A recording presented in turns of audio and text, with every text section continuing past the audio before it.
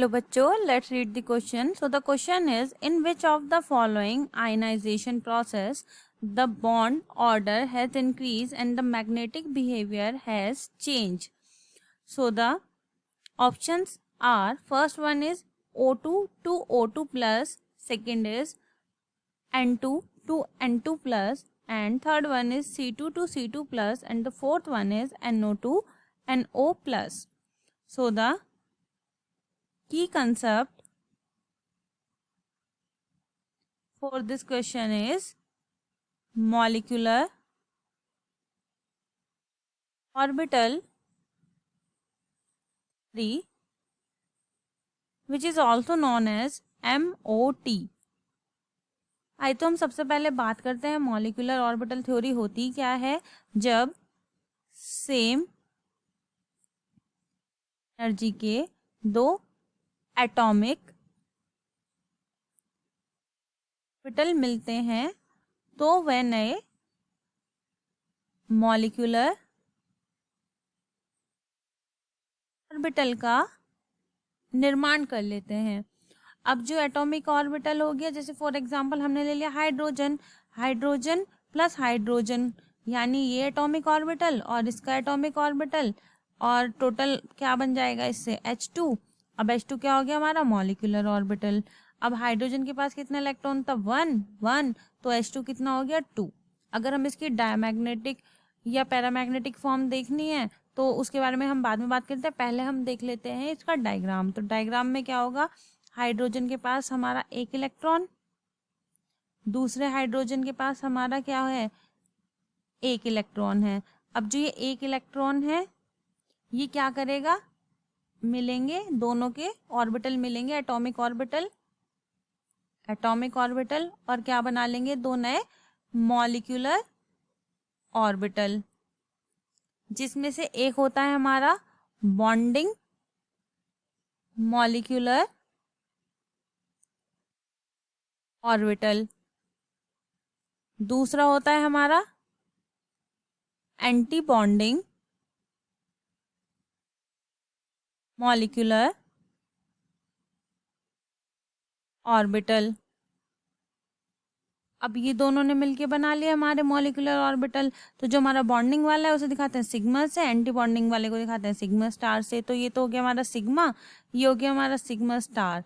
अगर हम इनकी बात करें एनर्जी की, तो जो एक होता है एटॉमिक ऑर्बिटल से कम एनर्जी रखता है, जो एक हमारा मॉलिक्यूलर ऑर्बिटल है तो वो बॉन्डिंग वाला होता है, तो इसकी एनर्जी कैसी होती है लो।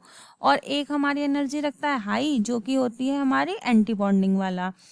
अब अगर हम स्टेबिलिटी की बात करें एनर्जी, तो हमारी जो स्टेबिलिटी होती है वो इन्वर्सली प्रोपोर्शनल होती है किसके, हमारी बॉन्डिंग एनर्जी के, यानी जितनी ज़्यादा बॉन्डिंग एनर्जी होगी उतनी कम स्टेबिलिटी होगी। तो हमने देखा सिग्मा यानी बॉन्डिंग वाले की ज़्यादा कम है एनर्जी, तो इसीलिए उसकी स्टेबिलिटी क्या होगी हाई होगी। और हमने देखा सिग्मा स्टार यानी एंटी बॉन्डिंग वाले की एनर्जी क्या है ज़्यादा है, तो इसकी स्टेबिलिटी क्या होगी लो होगी। तो इस तरीके से हम स्टेबिलिटी का भी पता लगा सकते हैं, और इलेक्ट्रॉनिक कॉन्फ़िगरेशन करके हम पता लगा सकते हैं इस थ्योरी के अकॉर्डिंग कि कौन हमारा डायामैग्नेटिक है और कौन हमारा पैरा मैग्नेटिक है। वो कैसे पता लगा सकते हैं, आइए देखते हैं कि जो डायामैग्नेटिक हमारे इलेक्ट्रॉन होते हैं, यानी डायमैग्नेटिक जो स्पीसीज होती हैं वो कैसी होती हैं, जिनके पास सारे के सारे पेयर्ड इलेक्ट्रॉन होते हैं। और पैरामैग्नेटिक कैसी होती है, जिनके पास कुछ कैसे होते हैं, कुछ या सारे अनपेयर्ड इलेक्ट्रॉन होते हैं। तो ये क्या करती हैं, अगर इनको किसी चुंबकीय क्षेत्र यानी मैग्नेटिक फील्ड में रखा जाता है तो ये करती हैं वहाँ पर रिपेल, और ये क्या होती हैं वहाँ पर हो जाती हैं अट्रैक्ट। ठीक है, तो अब हम सारी क्वेश्चन को ध्यान से देखते हैं तब हमें समझ में आएगा। तो क्वेश्चन है कि हमें क्या बताना है, आयनाइजेशन प्रोसेस देख के हमें बताना है कि किसके bond order has increase and magnetic behaviour has change, किसके मैग्नेटिक बिहेवियर चेंज हुआ। तो सबसे पहला ऑप्शन है हमारे पास O2 से बन रहा है O2 प्लस, यहाँ पे बन रहा है O2 से O2 प्लस। सबसे पहले हम बात करते हैं यहाँ पे कि हम कैसे यहाँ पे पता लगाएंगे कि डायमैग्नेटिक बिहेवियर है या पैरामैग्नेटिक बिहेवियर है। O2 को देखते हैं। तो ऑक्सीजन के पास कितने इलेक्ट्रॉन होते हैं, यानी कितना है इसका एटॉमिक नंबर 8 होता है, और 2 ऑक्सीजन हो गई तो कितना हो गया 8 × 2, यानी यहाँ पर इसके पास 16 इलेक्ट्रॉन।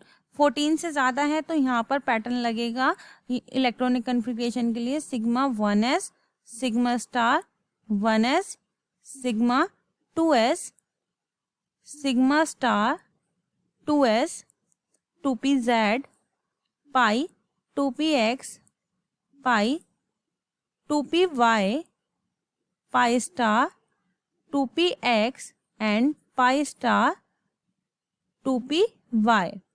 तो हम यहाँ पे इलेक्ट्रॉन भर के देख लेते हैं। अब इलेक्ट्रॉन भरने में क्या हुआ, 2 4 6 8 10। पहले हम इनको क्या करेंगे, अनपेयर्ड तौर पे भरेंगे, लेकिन फिर ये क्या कर देंगे, हम इनको पेयर्ड कर देंगे। तो कितना हो गया हमारा 2 4 6 8 10, तो 12 और 2 हो गए हमारे 14। अब हमारे पास कितने इलेक्ट्रॉन है, 16। तो हम यहाँ पे क्या करेंगे, पेयर्ड नहीं करेंगे, पहले अनपेयर्ड भरेंगे। तो हमारे पास यहाँ पे कैसे इलेक्ट्रॉन है, अनपेयर्ड इलेक्ट्रॉन है। अब अनपेयर्ड है तो ये कैसा होगा हमारा पैरामैग्नेटिक। और O2+ को देख लेते हैं। O2+ का मतलब क्या है, इसके बाद जैसे 16 इलेक्ट्रॉन थे, प्लस का मतलब है उसने एक किसी को दिया हुआ है, तो यहाँ पे भी क्या होगा हमारा सेम वही चीज़ रहेगी, अनपेयर्ड इलेक्ट्रॉन तो आएगा, क्योंकि ये मान लो 16 के लिए था, यहाँ से एक इलेक्ट्रॉन खत्म कर दो तो वो 15 के लिए बन जाएगा, बट अनपेयर्ड इलेक्ट्रॉन तो अभी भी है, तो ये भी हमारा कैसा रहेगा, पैरामैग्नेटिक ही रहेगा।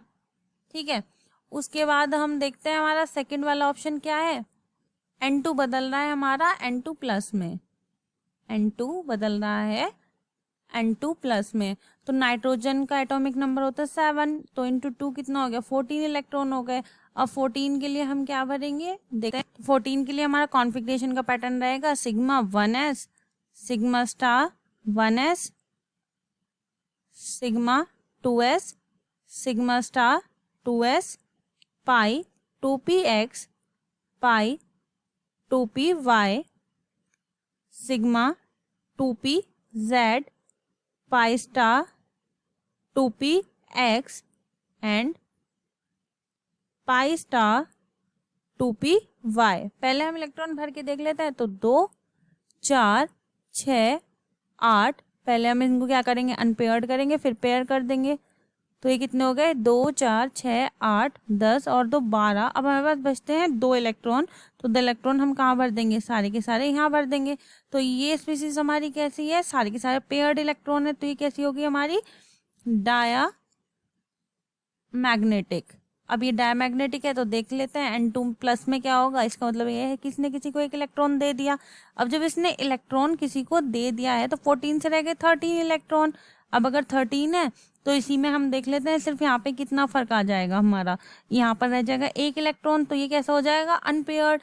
अब अनपेयर्ड है तो वो कैसा बन जाएगा हमारा, पैरामैग्नेटिक। तो हमने यहाँ ये चीज़ देख ली है कि हाँ यहाँ पर हमारा मैग्नेटिक बिहेवियर क्या हो रहा है, चेंज हो रहा है। उसके बाद हम बात करते हैं नेक्स्ट ऑप्शन की। नेक्स्ट ऑप्शन है C2 से C2+ का बनना। कार्बन का एटॉमिक नंबर होता है 6 और मल्टीप्लाई बाय 2 तो कितना हो जाएगा 12। अब 12 के लिए हम अगर इलेक्ट्रॉनिक कॉन्फ़िगरेशन का पैटर्न क्या है, sigma 1s, sigma star 1s, sigma 2s, sigma star 2s, पाई 2px, पाई 2py, सिग्मा 2pz। पहले हम इलेक्ट्रॉन भर के देख लेते हैं। तो 2 4 6 8, पहले अनपेयर्ड भरेंगे फिर पेयर्ड हो जाएंगे, 10 और 2 12, 2 4 6 8 10 और 2 12 इलेक्ट्रॉन यहाँ पे कंप्लीट हो गए। तो सारे के सारे कैसे हैं, पेयर्ड, और पेयर्ड के लिए कैसा होता है हमारा, डायामैग्नेटिक। अगर हम बात करें यहाँ पे C2+ की, तो इसका मतलब क्या है, इसने किसी को इलेक्ट्रॉन दे रखा है, तो अब इलेक्ट्रॉन दे रखा है तो क्या हो जाएगा, ये यहाँ से एक इलेक्ट्रॉन चला जाएगा क्योंकि इसके पास तो रहेगा 11। तो ये तो अब हमारा कैसा होगी स्पीसीज, यहाँ पे हम 1 इलेक्ट्रॉन भरेंगे, पेयर्ड कर नहीं सकते, तो ये हो जाएगा हमारा पैरामैग्नेटिक। तो इस ऑप्शन में भी हमारा मैग्नेटिक बिहेवियर क्या हो रहा है, चेंज हो रहा है। जैसे कि हमने देखा 2 ऑप्शन में मैग्नेटिक बिहेवियर चेंज है। अब उसके बाद करते हैं हम थर्ड वाले की। थर्ड वाला क्या है हमारा, NO से NO प्लस। तो नाइट्रोजन का हो गया 7 एटॉमिक नंबर, ऑक्सीजन का होता है 8, तो कितने हो गए 15। तो हमने अभी जैसे कि 15 के लिए देखा था क्या होता है हमारा, यहाँ पर हमारा कैसा हो जाएगा, अनपेयर्ड इलेक्ट्रॉन रहेगा। अब अनपेयर्ड है तो पैरामैग्नेटिक रहेगा।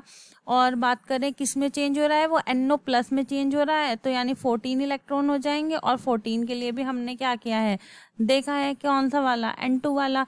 तो यहाँ पर हमारा कैसा हो जाएगा, सारे के सारे 14 के लिए हमारे हो जाएंगे पेयर्ड इलेक्ट्रॉन। तो पेयर्ड है तो ये कैसा हो जाएगा हमारा, डायमैग्नेटिक। तो यहाँ पे हमें केमिकल बिहेवियर का तो पता चल गया, सॉरी मैग्नेटिक बिहेवियर का, कि कौन बदलेगा कौन नहीं। अब बात करते हैं अपने बॉन्ड ऑर्डर की। तो फर्स्ट ऑप्शन तो हमारा हो ही नहीं सकता क्योंकि यहाँ पे तो मैग्नेटिक बिहेवियर चेंज है ही नहीं। तो हम बात करते हैं सेकंड, थर्ड और फोर्थ ऑप्शन की। अब बॉन्ड ऑर्डर निकालने का एक सिंपल सा प्रोसेस है, हमें क्या करना है, हमें याद रखना है 14 का बॉन्ड ऑर्डर सबसे ज़्यादा होता है, 3 होता है। और जैसे जैसे नंबर एक एक नंबर इंक्रीज होगा 0.5 बॉन्ड ऑर्डर कम होता जाएगा। जैसे 14 से 13, 12, 11, 10, तो ये रह जाएगा हमारा 3 से 2.5, 0.5 कम हो गया, ये रह जाएगा 2, रह जाएगा 1.5 और ये रह जाएगा हमारा 1। इसी तरीके से यहाँ पर अगर एक एक नंबर डिक्रीज होगा तो भी सेम पैटर्न चलता जाएगा। ये हमारा हो जाएगा, अगर यहाँ पे इंक्रीज करेंगे, सॉरी, तो नंबर इंक्रीज करेंगे तो ये हो जाएगा 14, 15, 16, 17, तो हो जाएगा ये 2.5, 2, 1.5 एंड अगर यहाँ पे हुआ 18 तो ये हो जाएगा 1। तो सिर्फ हमको देखना है इलेक्ट्रॉन कितने हैं, उसके अकॉर्डिंग हम बता सकते हैं कि उसके अंदर कितने हमारा बॉन्ड ऑर्डर होने वाला है। तो सबसे पहले हम बात कर लेते हैं हमारे O2 से, जो हमारा O2 प्लस, इसे भी एक बार देख लेते हैं। जैसे ऑक्सीजन का हो गया 8 और 8 और 8 हो गया 16 और यहाँ पे कितना रह गया हमारा 15। तो 16 के लिए हमारा जो था कितना नंबर है, 16 के लिए है 2 और 15 के लिए कितना है 2.5। तो ये हो गया 2 और ये कितना है 2.5। तो हाँ, बॉन्ड ऑर्डर इंक्रीज हो रहा है। सेकंड वाले की बात करें तो 14 इलेक्ट्रॉन है इसके यहाँ पर, और यहाँ पर कितने इलेक्ट्रॉन है इसके, 13 इलेक्ट्रॉन है। तो इसके लिए जो हमारा है 14 एंड 13 के लिए, 14 के लिए 3 है और 13 के लिए 2.5। तो यहाँ तो हमारा बॉन्ड ऑर्डर क्या हो रहा है, कम हो रहा है, तो ये तो होगा ही नहीं। उसके बाद आता है हमारा थर्ड वाला ऑप्शन। यहाँ पे क्या हो रहा है, कार्बन का होता है हमारा एटॉमिक नंबर 6, 6 दूनी 12 और यहाँ पे कितना रह गया 11। तो अब हम देखते हैं क्या फर्क पड़ता है, 12 और 11 के लिए, 12 के लिए 2 है और इसके लिए 1.5 है, तो ये भी हमारा क्या हो रहा है, कम ही हो रहा है। तो ये आंसर भी हमारा नहीं है। अब बात आती है NO से NO प्लस की। तो नाइट्रोजन का जो है हमारा होता है 7 और इसका कितना हो गया हमारा 7 + 8, तो कितना हो गया 15 और यहाँ पे इसने एक इलेक्ट्रॉन निकाल दे तो 14। 14 के लिए हमें पता है 3 होता है और 15 के लिए कितना रह गया 2.5। तो इस ऑप्शन में क्या हो रहा है, मैग्नेटिक बिहेवियर भी चेंज हो रहा है। मैग्नेटिक बिहेवियर कैसे, कि हमारा 15 वाला था क्या, पैरामैग्नेटिक, और ये पैरामैग्नेटिक से कैसे जाए डायमैग्नेटिक, और इसका बॉन्ड ऑर्डर भी 2.5 से 3 हो रहा है। तो इस क्वेश्चन में यही पूछा गया था कि किसका बॉन्ड ऑर्डर इंक्रीज हो रहा है और किसका मैग्नेटिक बिहेवियर चेंज हो रहा है। तो according to this the answer of this question is option 4। I hope you understand it well. Thank you so